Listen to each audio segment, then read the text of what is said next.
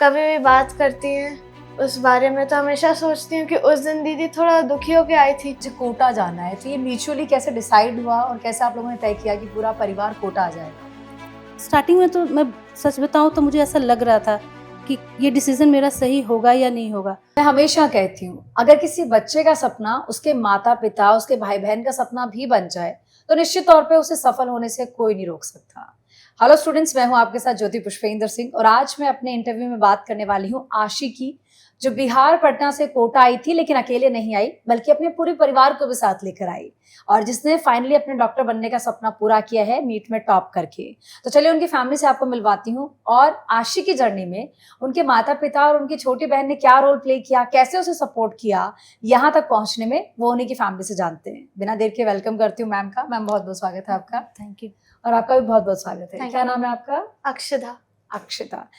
चलिए अक्षता, आपसे ही पूछती हूँ, कैसा लग रहा है दीदी ने नीट जैसे इतने टफ एग्जाम में टॉप किया है और डॉक्टर बनना चाहती थी हमेशा से, लेकिन इतनी अच्छी रैंक लाना, फैमिली में कैसा माहौल है, आप कैसे देखते हो इसको? मुझे तो बहुत अच्छा लगता है जब दीदी मतलब कभी भी बात करती हैं उस बारे में तो हमेशा सोचती हूँ कि उस दिन दीदी थोड़ा दुखी होके आई थी, बट उसके बाद जब सबका पता चला तो फिर बहुत अच्छी फीलिंग थी। निश्चित तौर पे कोई भी जर्नी जब शुरू होती है तो मैम बहुत मुश्किल होता है।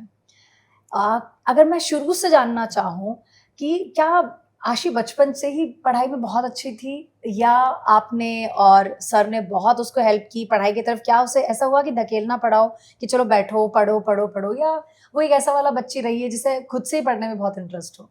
मैं स्टार्टिंग से बोलूँ तो वो मतलब कम उम्र से ही वो काफ़ी फ़ोकस थी। मतलब उम्र जितनी उसकी उम्र थी उससे ज़्यादा वो मतलब मैच्योरिटी के साथ चीज़ों को हैंडल कर लेती थी। तो इस वज़ह से हम लोगों को ज़्यादा उस पे ज़्यादा प्रेशर नहीं डालना पड़ा। बस चीज़ों को गाइड करना पड़ा और जैसे हम लोग गाइड करते थे वो बस चल देती थी। नीट का सफ़र निश्चित तौर पे बहुत मुश्किल रहा होगा, लेकिन पहली जो बड़ी अचीवमेंट थी आशी की, आई थिंक 10th में थी, 99% लाना मैम बहुत बड़ी बात होती है। आई थिंक कुछ छूटा ही नहीं है, ऐसा लग रहा है। अगर वो 1% भी आ जाता तो ये रिकॉर्ड ही बन जाता। तो क्या कहेंगी आप? वो पहली अचीवमेंट आशी की कैसी थी और उसके बाद ही आपको कॉन्फिडेंस आया जब उसने बताया कि मुझे नीट में जाना है? एक्चुअली वो जब उसके हार्ड वर्किंग को देखती थी तो ऐसा फ़ील होता था कि ये बाकी बच्चों से थोड़ी-सी मतलब फ़ोकस ज़्यादा है, तो और वो उसके रिज़ल्ट में दिखता था। तो जैसे 10th में उसने 99% अचीव किया तो एग्ज़ाम जब वो पेपर देकर आई तो भी मुझे थोड़ा सैटिस्फैक्शन था कि हाँ, इसके स्कोर अच्छे आएँगे। और फिर जब स्कोर आया तो हम लोग बहुत मतलब अच्छा फ़ील हुआ कि बच्ची ने जो मेहनत की वो सफल रही। अच्छा, ये कैसे डिसाइड हुआ, या ये टोटली आशी का सपना था या डिसीजन था? जैसे आशी ने बताया कि पहले 8th क्लास तक मेरा मैथ में इंटरेस्ट ज़्यादा था। उसके बाद उन्हें धीरे-धीरे लगा कि नहीं, मुझे बायो पढ़ने में भी बहुत मज़ा आ रहा है, और एक चीज़ उन्होंने ऐड ऑन की कि मुझे डॉक्टर इसलिए भी बनना था क्योंकि मेरा एक मन था कि मुझे बड़े होके लोगों की सेवा करनी है, बिकॉज़ उसमें एक ये आपके पास कहीं न कहीं होता है कि सेवा भाव वाला भी। तो आप क्या कहेंगी जब उसने पहली बार बताया कि मुझे नीट देना है और मुझे कोटा जाना है, तो ये म्यूचुअली कैसे डिसाइड हुआ और कैसे आप लोगों ने तय किया कि पूरा परिवार कोटा आ जाएगा? एक्चुअली जब वो 10th दे रही थी उससे पहले ही हम लोगों ने कोटा के बारे में बहुत कुछ सुन रखा था। और उस समय ही हम लोगों ने सोचा कि ये जब 10th कंप्लीट करेगी तो हम लोग कोटा मतलब जाना पूरी फैमिली के साथ जाना पसंद करेंगे। और थोड़ा पेन तो हुआ चूँकि अपना शहर, अपना सब कुछ छोड़कर आना था, स्पेशली छोटी वाली बेटी जो अभी क्लास 6 में है, तो उसे लेकर उसकी भी स्कूलिंग चल रही थी। बट लगा कि अगर ये मैं 2 साल इसे देती हूँ, इसके सपनों को देती हूँ, तो शायद वो मेरे लिए कहीं न कहीं मुझे ऐसा लगेगा कि मैंने इसके सपनों को पूरा करने में काफ़ी हेल्प की। और यहाँ आके फिर तो जो यहाँ का माहौल था, वो तो मुझे इतना पसंद आया और उसने आशी को यहाँ तक पहुँचने में काफ़ी हेल्प भी की। तो मैं क्रेडिट तो ज़रूर दूँगी यहाँ के मतलब एलेन को, और यहाँ का जो माहौल है वो स्पेशली उसे। अच्छा मैम, माहौल की बात करें तो कोटा आना, वो भी मैं कहूँगी 2 बेटियों के साथ।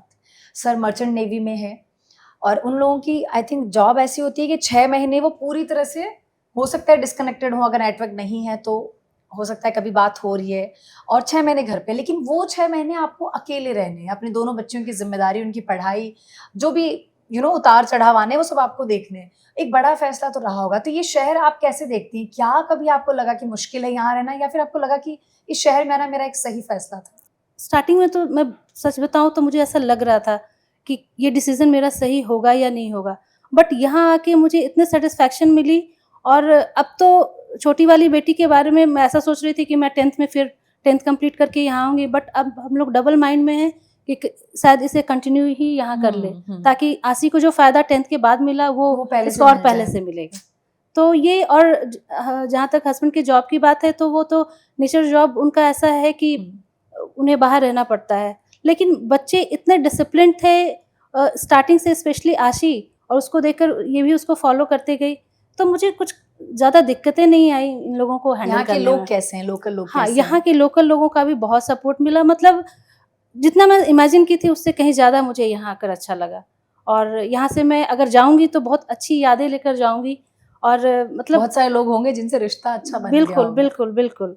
तो ये मुझे यहाँ आके सच में मुझे बहुत अच्छा लगा, और रिज़ल्ट भी आपके सामने है। निश्चित तौर पर रिजल्ट सामने, और मैं बोलती हूँ कि जैसे हमारे जो एलन के डायरेक्टर सर हैं, राजेश सर, हमेशा बोलते हैं कि मेहनत इतनी करो कि सफलता शोर मचाए, तुम्हें मुंह से नहीं बोलना पड़ेगा कि तुमने क्या किया।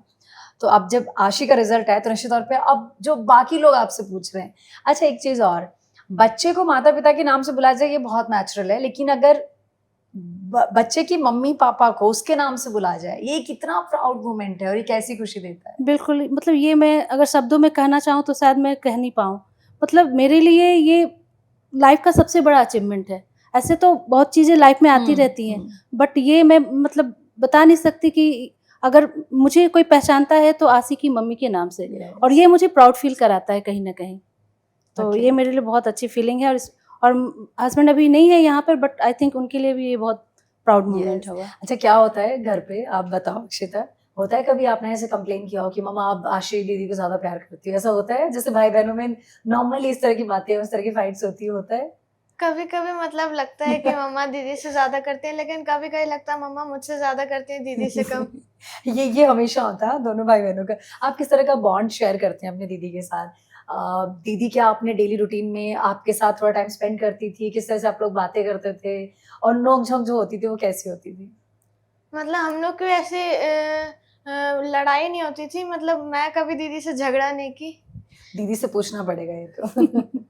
ओके। फिर हमें मतलब दीदी तो पूरे टाइम मतलब पढ़ती थी, क्लास से आके थोड़ा रेस्ट करती थी, फिर वापस पढ़ाई में, तो फिर रात में सोते समय हम लोग मतलब अपने लिए आधा घंटा रखते थे बात करने के लिए। ओके, उसमें आप क्या कुछ बातें करते थे? दीदी क्या शेयर करती थी? कि पूरे दिन में क्या हुआ, कैसे हुआ, अगर कोई मजेदार बात है तो मुझे बताएंगी, जैसे सर ने कोई फनी बात की। ओके। फिर मैं भी अपने पूरे स्कूल का जो हुआ वो सब दीदी को बताती हूँ।